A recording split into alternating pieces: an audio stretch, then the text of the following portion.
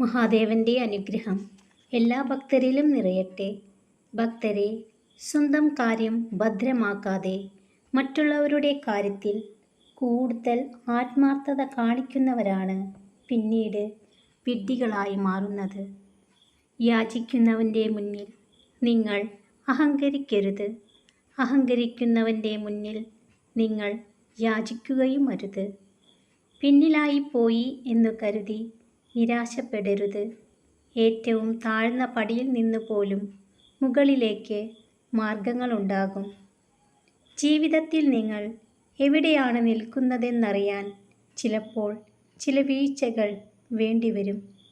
തിരിച്ചറിവുകൾ മനുഷ്യനെ പുതിയ ജീവിത പാഠങ്ങൾ പഠിപ്പിക്കും.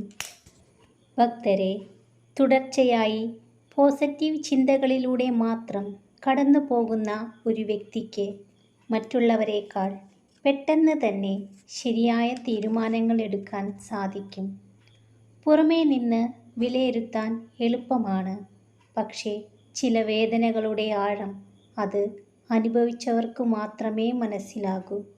ഭക്തരെ, ഒന്നുമല്ലെന്ന് തോന്നുമ്പോൾ ഒരു കണ്ണാടിക്ക് മുന്നിൽ നിവർന്നു നിൽക്കുക. ചോദിക്കുക, ഇതുവരെ എത്തിയത് എല്ലാം ഉണ്ടായിരുന്നിട്ടാണോ എന്ന്.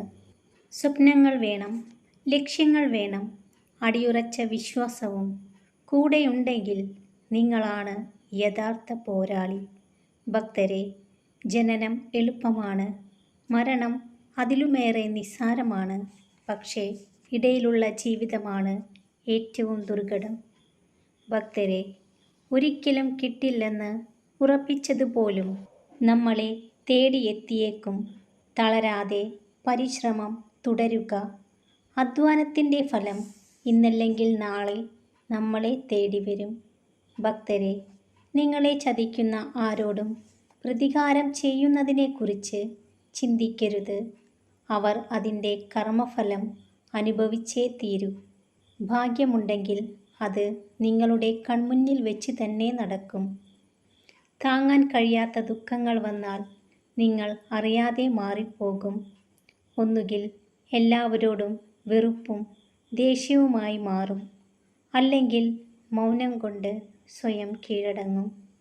നിങ്ങളുടെ ഏറ്റവും മോശമായ അവസ്ഥയിൽ നിങ്ങളെ ഉപേക്ഷിക്കുന്നവരെ ഒരിക്കലും മറക്കുകയും ക്ഷമിക്കുകയും ചെയ്യരുത്.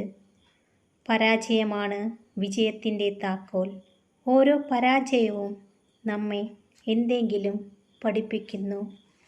ഭക്തരെ, ജീവിതത്തിൽ സമാധാനം ഉണ്ടാവണമെങ്കിൽ ഈ സത്യങ്ങൾ അറിയുക. എല്ലാവരും എന്നെ ഇഷ്ടപ്പെടണം, സ്നേഹിക്കണം, അല്ലെങ്കിൽ എല്ലാവരും എന്നെ മനസ്സിലാക്കണം എന്ന് ഒരിക്കലും നിർബന്ധം പിടിക്കാൻ പാടില്ല.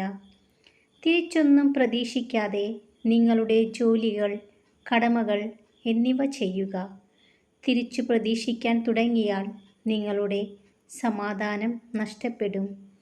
വേണ്ട എന്ന് പറയേണ്ടിടത്ത് വേണ്ട എന്ന് തന്നെ പറയാൻ പഠിക്കുക.